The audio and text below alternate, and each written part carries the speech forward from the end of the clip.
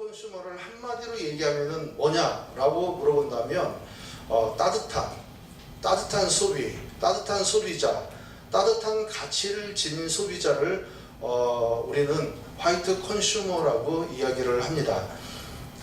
이 따뜻함이라는 것은요, 어떤 분이 카페에 그런 글을 올려주셨어요. 이게 잘못된 건 아닙니까? 비난이 아닌 비판을 해야 된다는 말이 이 말이 정확한 말이 아닙니까? 라는 이야기를 올려주셨어요. 근데 그거는 이제 우리의 취지를 잘 모르고 말씀을 주시는 거죠. 비판이라는 게 잘못된 건 아닙니다. 그 언어 자체의 사전적 의미는 옳고 그름을 따지는 거기 때문에 나쁜 건 아니죠. 기업이 잘못했으면 옳고 그름을 이야기하는 것이기 때문에요. 그런데 비판에는요, 따뜻함이 없습니다.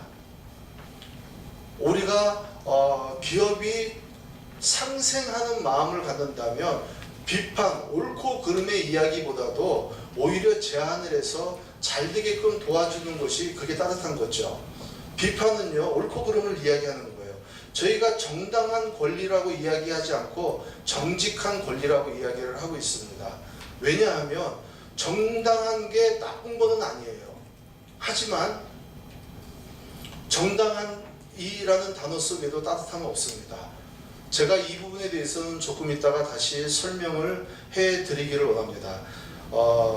옳고 그름의 이야기를 우리는 하고자 하는 것이 아니라 우리가 서로 이해하고 품어주고 따뜻하고 서로 발전을 도모하는 그런 일들을 해나가고자 하는 이 운동이, 이 캠페인이 화이트 컨슈머 캠페인입니다. 거기에 대해서 여러분들이 같은 가치를 공유해 주시기를 바라고 같이 이해해 주셨으면 좋겠습니다.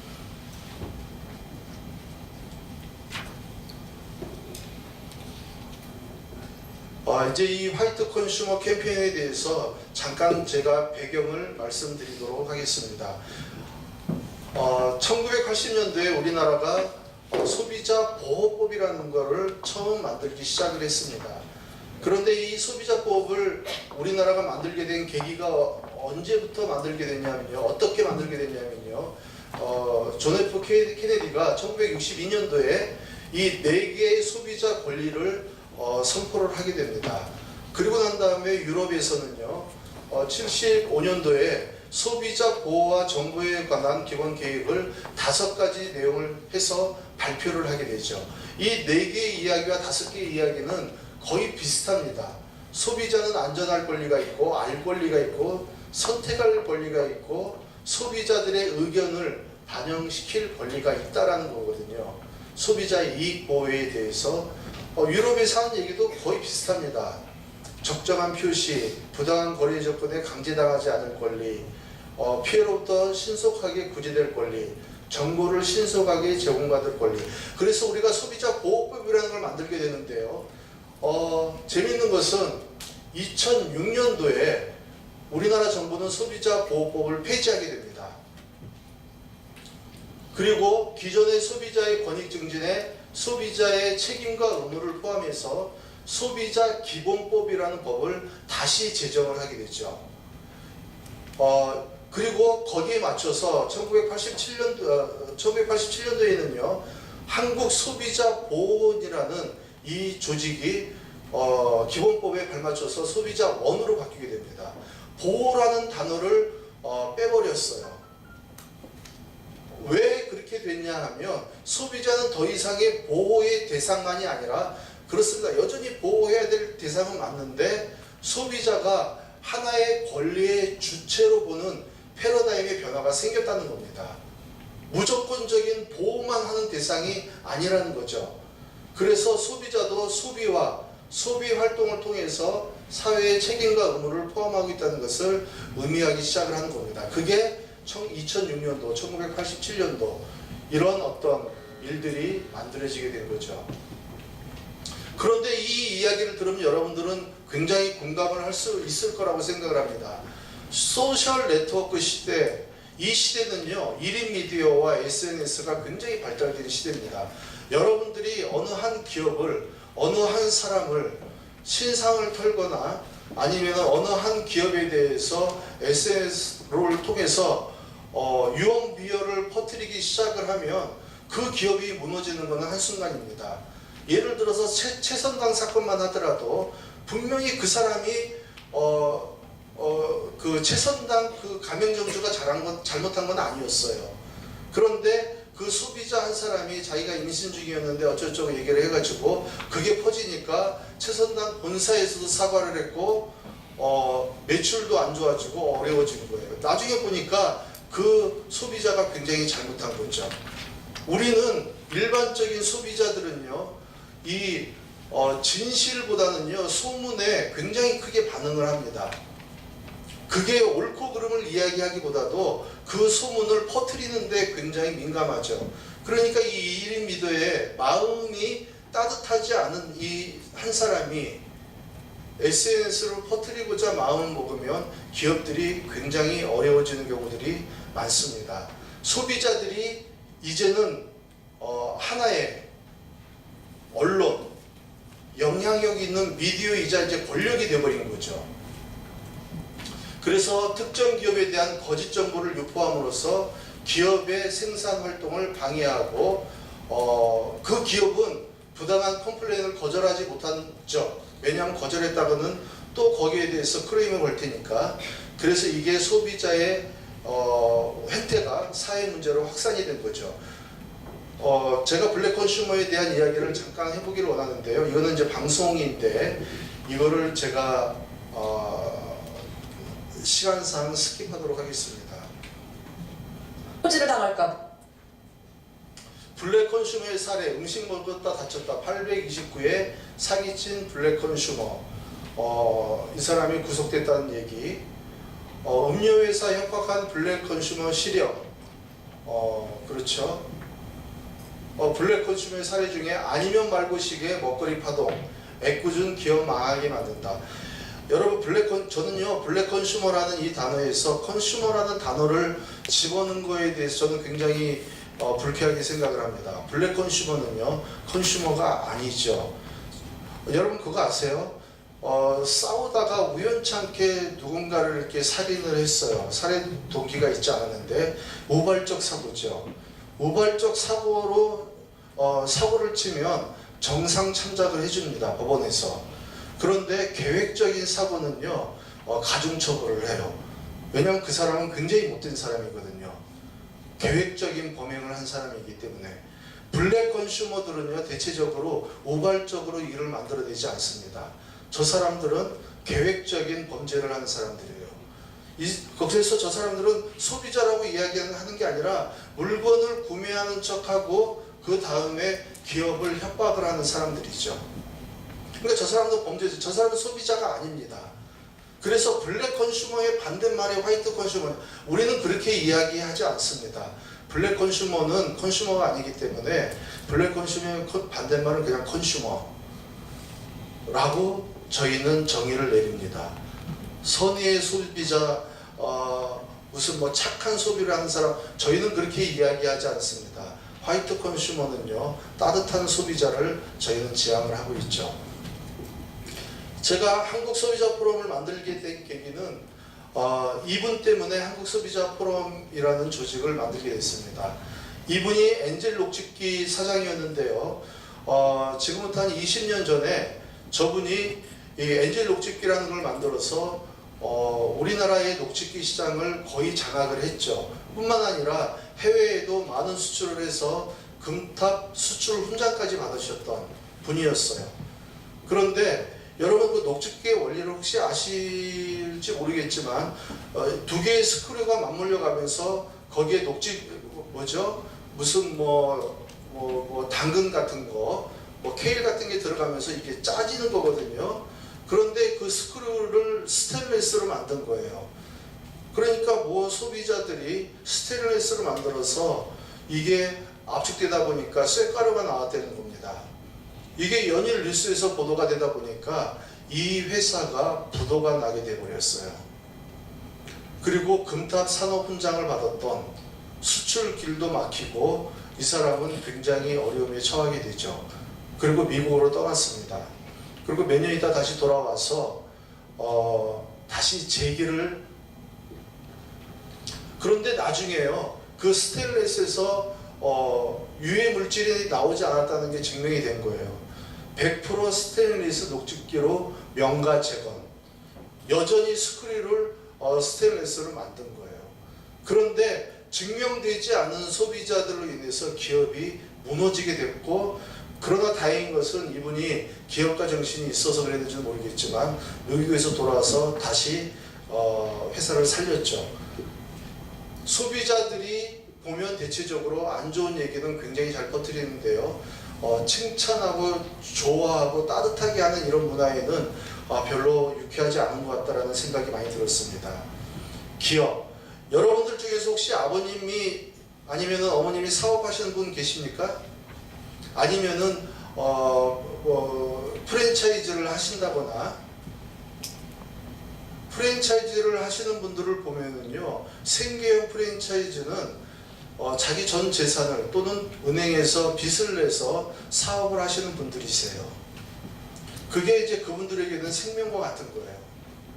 사업이라는 건 쉽지가 않습니다.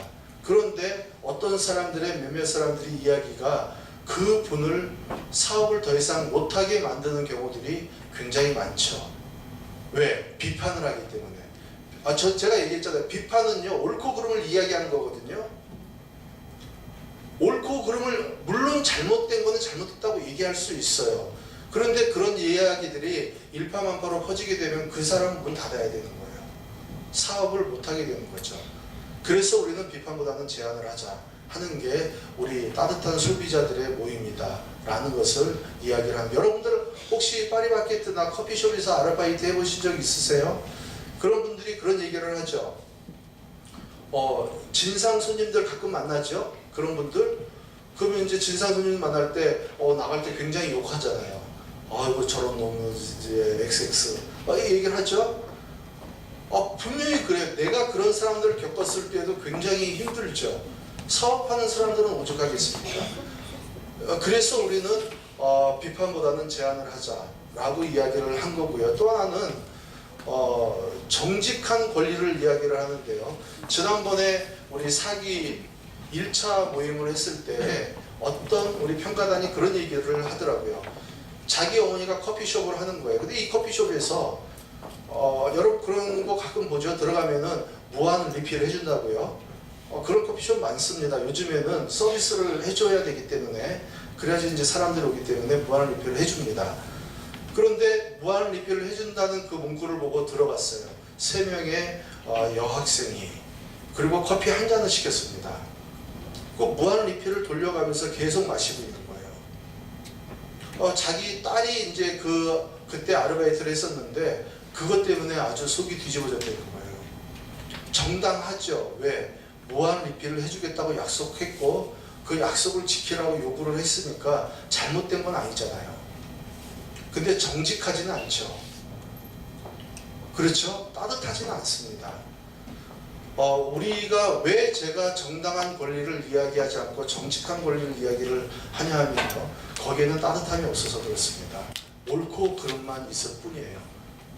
그래서 기업이라는 이 길은요, 여러분들이 때로는 목숨까지도 앗아가는, 이 얘기는 또 한마디 하고 싶은데요. 여러분, 이 갤럭시라는 이 제품이 삼성에서 제일 처음에 나왔을 때 애플 짝퉁 같았고 별로 기능이 그렇게 썩 좋지는 않았었던 것 같아요. 그때는 애플 아이폰이 많이 팔렸었거든요. 근데 갤럭시 2가 나오고 갤럭시 노트가 나오면서 이제 분위기가 슬슬 달라지기 시작을 합니다. 갤럭시 S3가 나오고 이제 갤럭시 S4는 애플에게 위협을 줄 수 있다라고도 얘기를 하고요. 갤럭시 노트 2도 굉장히 성능이 좋아졌습니다. 마켓 쉐어에서 굉장히 높아졌어요. 갤럭시가 처음부터 잘 만든 건 아니었죠. 시간이 지나면서 끊임없이 수정하고 보완을 해서 지금 갤럭시가 그 수준까지 올라가게 된 겁니다.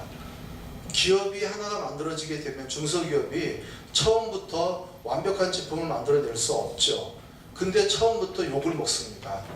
그래서 성장하기도 전에 기업이 무너져 버리는 거예요. 그거 굉장히 국가적인 손실 아닙니까? 그게 어디서부터 나오냐 하면 1인 미디어, SNS부터 나오는 거예요. 거기 갔더니 아주 서비스 지랄 같아, 이런 얘기들이요, 일파만파로 퍼지는 거예요. 이 종업원이 내가 애를 베는데 내 배를 찼어. 이런 이야기들이 정말 확인되지도 않은, 거기에 대해서 좋은 제안은 하나도 없고 그냥 무분별한 이야기가 급속도로 퍼져나가는 거죠. 기업이라는 것은 절대 쉽지가 않습니다. 그럴 때 우리가 소비자의 사회적 책임을 강조하는 이유가 그겁니다.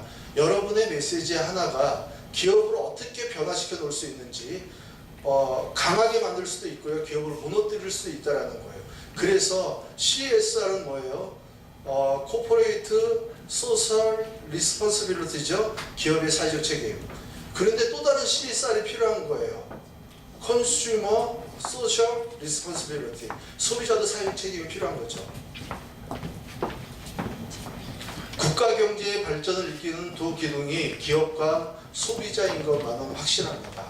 그래서 이 소비자의 모임들을 우리가 어떻게 만들어 가야 되느냐. 우리는 화이트 컨슈머의 모임을 해야 되겠다. 그래서 이 상생이라는 이 마음이 인간관계에 대한 총체적인 철학, 상호작용에 대한 패러다임, 그러니까 이 상생이라는 것은 본질이 되어야 된다는 거죠. 우리 마음속에 상생의 마음을 갖고 있지 않으면 발전적 제안을 할 수도 없을 뿐만이 아니라 상생이라는 마음이 없으면 정직한 권리도 이야기하지 않고 옳고 그름을 따지게 되고요. 상생의 마음이 없으면 사회적 책임을 이야기할 수도 없죠. 존 내시라는 사람을 여러분들이 잘 아실 텐데요. 내시 균형 이론이라는 이론을 발표해서 노벨상을 받은 분입니다.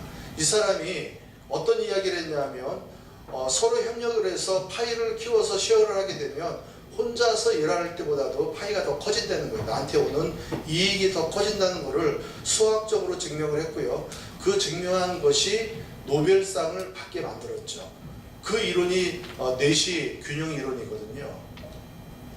소비자도 이기고 기업도 이기는 상생의 패러다임, 이게 우리에게 가장 현재의 중요한 패러다임이 아니겠는가. 이 패러다임을 근거로 해서 일을 만들어가는 이 운동이 화이트 컨슈머 캠페인입니다. 그래서 화이트 컨슈머 조직위원회는 따뜻한 상생의 사회를 만들고자 기업과 소비자가 함께 오는 세상, 화이트 컨슈머 캠페인을 진행하고자 한다. 이 캠페인이 이제 어떤 운동으로서 더 발전되기를 원하고요. 여태까지 제가 했던 얘기들을 정리를 한 이 이야기가 화이트 컨슈머의 4대 가치입니다. 기업과 더불어 대한민국 경제를 구성하는 주축임을, 소비자가 주축임을 인식하며 기업과 협력하고 상생하는 마음으로 소비자의 권리를 정직하게 행사하고 기업의 발전을 위해 비판이 아닌 제안을 하며 사회적 책임을 다하는 소비자, 상생, 정직, 제안, 책임이 우리가 지향하는 4대 가치입니다. 상생의 철학, 정직한 권리, 발전적 제안, 사회적 책임. 이 일을 위해서 우리가 하고자 하는 운동들이 이제 제가 여러분들과 같이 만들어가야 될 운동인데요. 보시죠. 상생이라는 단어는요, 상생, 서로가 윈윈하는 거죠. 상생을 하려면은요, 힘의 균형이 있어야 상생이 가능합니다. 한쪽이 힘이 강하면은요, 내가 이 사람하고 상생할 필요가 없어요. 나는 이 사람을 내 밑에 복종시키면 되거든요. 상생이라는 말을 쓸 수 있을 때에는요, 힘의 균형이 이루어져야 되는 거예요. 기업과 소비자가 저는 이런 생각을 해봤어요. 왜 소비자들이 기업에 대해서 이렇게 비판적이고 비난하고 부정적인 글들을 쓰는 것을 즐겨할까? 기업과 소비자는 게임이 안 돼요. 일단은 어떤 우리가 모임이 규모가 있으면 거기에는 함부로 못하겠지만 일반 개개인의 소비자하고 기업하고는요, 게임이 되지가 않습니다. 그러니까 게임을 할 수 있는 거는 오로지 SNS밖에 없는 거예요. 우리가 상생을 하려면요, 같은 뜻을 가진 사람들이 많이 모여 있으면 그 모인 그 사람들과 같이 기업에게 상생을 제안할 수 있습니다. 그래서 화이트 컨슈머를 우리가 확산하는 운동을 해 나가기를 원하는 거고요. 지금 현재 일기들이 진행하고 있는 화이트 컨슈머 확산 프로젝트를 실행 공모전 32개 팀이 이 실행 공모전을 지금 준비하고 진행하고 있습니다. 카페에 보면은 뭐 포에스 팀, 구성진 팀, 뭐 여러 가지 팀 이름이 있죠. 그 팀들이 다 지금 실행 공모전을 하고 있는 팀입니다. 여러분들이 해야 될 일은 이 프로그램이죠. 상생 프로젝트 전국대회인데요. 이거는 아이디어 제안 공모전입니다. 이제 요번에 광화문에서 위촉 받으신 분들과 함께 진행해야 될 프로젝트는 이 프로젝트인데요. 여기에 대해서 조금 이따가 다시 설명을 드리도록 하겠습니다. 그리고 저희가 진행하고 싶은 거는 화이트 거리 조성이에요. 이거 너무 재밌을 것 같아요. 홍대 앞에 어떤 거리들을 우리가 화이트 샵을 만드는 거죠. 그리고 우리는 화이트 컨슈머예요. 그리고 앞에 어떤 글을 쓰는 거죠. 이 거리는 화이트 로드, 화이트 스트리트, 뭐 화이트 에비뉴, 뭐 화이트 거리다라고 이야기를 하고요. 이 거리에서는 소비자도 기업도 서로 그러니까 장사를 하는 분들과 서로 웃는 얼굴로 비즈니스를 하는 거예요. 결국은 제가 이제 하고 싶은 것 중에 하나가 뭐냐면 화이트 카드를 만들었어요. 이 카드를 제시하게 되면 뭔가 혜택을 할인을 받도록 기업들에게 유도를 하고 싶은 거예요. 그런데 여러분이 화이트 카드를 내밀었어요. 그리고 혜택도 받았는데 그 주인하고 싸울 수는 없겠죠. 서로 웃는 얼굴로 비즈니스를 해 갈 수 있을 거라고 생각을 합니다. 여러분은 혜택 받아서 좋고 기업은 웃는 얼굴로 물건을 팔아서 좋고요. 이게 상생 아닐까요? 이런 문화들을 저희는 만들어가고 싶은 거예요. 화이트 거리 조성 너무 좋지 않습니까? 홍대 앞이 화이트 거리 첫 번째, 어디 용산의 두 번째, 어디 세 번째 이런 거리들을 우리가 하나씩 만들어가는 거죠. 어느 프랜차이즈는 우리는 화이트 컨슈머를 환영합니다. 화이트 컨슈머를 가져오게 되면 카드를 가져오게 되면 특별 할인을 해주는 거예요. 왜? 그 사람들은 와서 우리가 속된 말로 진상 부리지 않을 거니까. 그렇죠? 서로 따뜻한 아름다운 이런 비즈니스 관계가 형성이 될 수 있죠. 그런 문화들을 만들어가고 싶은 게 화이트 거리 조성입니다. 이게 만들어지기 위해서는요, 아까도 얘기했지만 화이트 컨슈머들이 많아져야 된다 하는 그 캠페인을 저희가 진행을 하고자 하는 거죠. 그렇게 된다면 결국은 우리가 우리의 힘으로 화이트 브랜드를 확산을 시키는 거죠. 그리고 화이트 브랜드가 되고자 하는 그 브랜드들을 우리가 구매 운동을 하고요. 여러분들 소비자 주권이라는 단어를 아세요? 소비자의 권리, 소비자의 주권 이런 얘기들 여러분들이 많이 들으셨고 써보셨겠지만은 소비자의 주권은요, 기업은 물건을 자유롭게 팔 권리가 있지만 소비자는 물건을 자유롭게 살 권리가 있는 거예요. 내가 원하는 것을 강요당하지 않고. 주권이라는 것은요, 마치 국민들이 가지고 있는 주권하고 똑같은 거예요. 우리는 우리 주권을 어떻게 행사합니까? 투표로 행사를 하죠.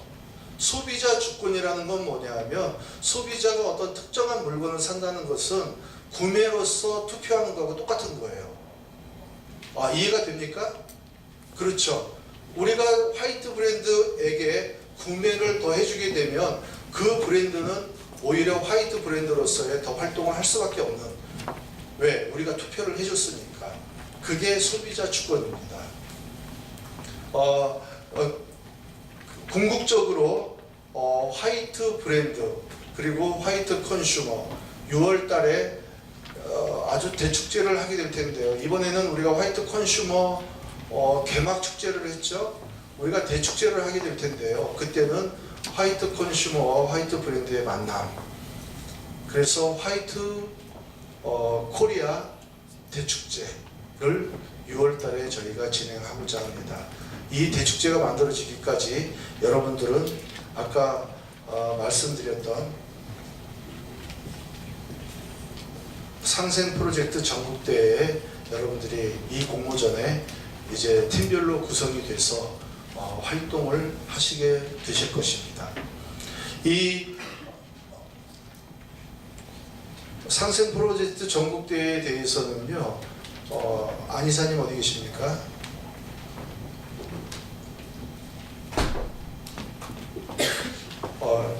안 이사님께서 설명을 해 드리도록 하겠고요. 여러분이 팀을 나누는 것도 우리 안 이사님 주도하에서 이제 진행을 하게 될 텐데요. 하나 보시죠. 제가 여기서 한 가지만 말씀을 드릴게요. 진행 절차나 공모 자격 이거보다도 공모 주제에 대해서는 제가 설명을 해드리고 갈게요. 이 공모 주제는요, 상생 프로젝트 전국대회, 기업과 소비자 또는 기업과 사회의 상생. 너무 어렵습니다라는 질문이 이 앞전 오리엔테이션 때 나왔었어요. 이 얘기가 너무 어렵다는 거죠. 기업과 소비자의 상생. 여러분 CSV라는 얘기 들어보셨죠? Creating Shared Value. 공유 가치를 창출하는 거예요. 어느 한쪽만 유리한 게 아니고 왜 여태까지 기업들이요, 그 사회공헌의 첫 번째 단계는요, 필란드로피예요. 그러니까 자선, 기부. 두 번째 단계에서 이렇게 보니까 기업이 돈도 많은데 뭐 노블레스 오블리주 얘기하면서 너희들은 돈도 많으니까 사회적 책임을 지라는 거예요. 근데 기업이 돈을 벌 때도 있고 못 벌 때도 있는데 사회적 책임을 언제까지 지겠느냐 이거예요. 그리고 얼마큼 책임을 질 수 있느냐. 여기에서 이제 기업의 갈등이 생기기 시작을 하는 거죠. 그러니까 그 다음에 마이클 포터 교수가, 하버드 마이클 포터 교수가 추천한 게 CSV입니다. 공유가치 창출. 이 사회공헌을 하면서도 기업에게도 유리한 이익이 되는 이런 프로그램들이 이제 만들어져야 된다는 거죠. 예를 들어서요, 멕시코에 있는 어떤 홍보회사인데요. 이 홍보회사에서 하는 일은 멕시코 오지에 가서 이 오지 사람들에게 영화를 보여주는 사회공헌을 하는 회사예요. 그런데 이 사람들이 그거를 지속적으로 하려면 자기 돈도 필요하고 돈도 벌어야 되고 그런 활동도 해야 되지 않겠습니까? 그러니까 코카콜라하고 제휴를 해서 코카콜라 광고를요, 영화를 보여주기 전에 보여줍니다. 그리고 난 다음에 영화를 보여주고요, 나중에 또 코카콜라 광고를 보여주고 이렇게 오는 거예요. 코카콜라를 통해서 돈을 벌었죠, 그 사람들은. 그리고 오지에는 문화활동을 즐길 수 없는데 문화활동을 즐기게 만들어줬잖아요. 기업과 사회가 윈윈할 수 있는 아이디어를 만들어낸 거예요. 이런 아이디어들을 여러분들이 만들어냈으면 좋겠는데요. 이 아이디어가 금융권이라도 괜찮습니다. 예를 들어서 금융권이 우리 사회와 어떤 윈윈할 수 있는 게임을 만들어 볼 수도 있겠고요. 특정 기업을 만들 수도 있어요. 금융권 중에서 신한은행은 이런 컨셉을 갖고 있는데 신한은행은 이런 일을 하면 참 좋겠다. 사회는 이런 이익이 있고 신한은행은 이런 이익이 발생되겠다. 그렇죠? 안 그러면 편의점, 유통회사, CU는 이런 메리트를 가져갈 수 있고 소비자들은, 사회는 이런 베네핏을 가져갈 수 있다 하는 이런 상생 프로그램, 상생 프로젝트죠. 이 아이디어 제안 공모가 여러분이 지금 해야 되는 이 제안 공모전입니다. 이해되셨죠? 기업과 소비자의 상생 프로젝트 아이디어 제안 공모전이에요. 그리고 여러분들의 그 아이디어가 얼마큼 현실 가능성이 있는지에 따라서 여러분을 평가하게 될 거고 여러분들에게 시상을 하도록 그렇게 하겠습니다. 이후의 이야기는 그리고 또 하나는 여러분들이 진행을 하면서 지금 오늘 팀 구성을 하게 되죠. 30일까지. 그리고 신청 접수를 하게 되지만 여러분들이 이달 20일부터, 그러니까 다음 주 수요일부터죠. 팀이 구성이 돼서 여러분들이 아이디어를 라프하게 가지고 오시면 우리 사무국에서 여러분들에게 멘토링을 해줄 겁니다. 아무것도 없는데 제가 어떻게 해야 돼요? 그러면은 멘토링을 못 해주겠지만 이런 아이디어를 어떻게 더 발전시킬 수 없을까요? 라고 했을 때는 저희가 도와드릴 겁니다. 아시겠죠? 그러니까 여러분의 아이디어를 증폭시켜주는 역할을 하지만 없는 것을 새로 만들어주지는 않는다는 거죠. 그래서 여러분들이 그런 아이디어를 모아서 오시면 저희가 최대한 여러분과 같이 이런 일들을 만들어 가기를 원합니다. 저희는 공모전을 하면서 다른 공모팀하고 다른 것은 여러분들을 가르칩니다. 그리고 여러분들이 더 나은 아이디어, 더 나은 비즈니스를 할 수 있도록 도와주는 것이 저희 역할이라고 생각을 합니다. 해서 여러분들이 적극적으로 이 일에 참여를 하시고 반응을 보여주시고 우리 사무국에 오셨으면 좋겠어요. 많이 오셔서 점심시간 맞춰서 오시면은 밥 잘 사줍니다. 우리 사무국. 저녁에 오시면 이제 술도 잘 사줘요. 근데 하룻밤에 한 팀밖에 안 돼요. 그러니까 그것도 아주 우선적으로 이 시간을 잘 잡아야 됩니다. 시간은요, 아까 인사시켜드렸던 우리 간사님들에게 연락을 하시면 간사님들이 시간 조정을 해드리게 될 겁니다. 3월 20일부터 4월 24일까지 한 달 동안, 한 달 이상 여러분하고 같이 소통하는 시간이 되어줬으면 좋겠습니다. 마지막으로 한 가지 얘기만 하고 내려갈 텐데요.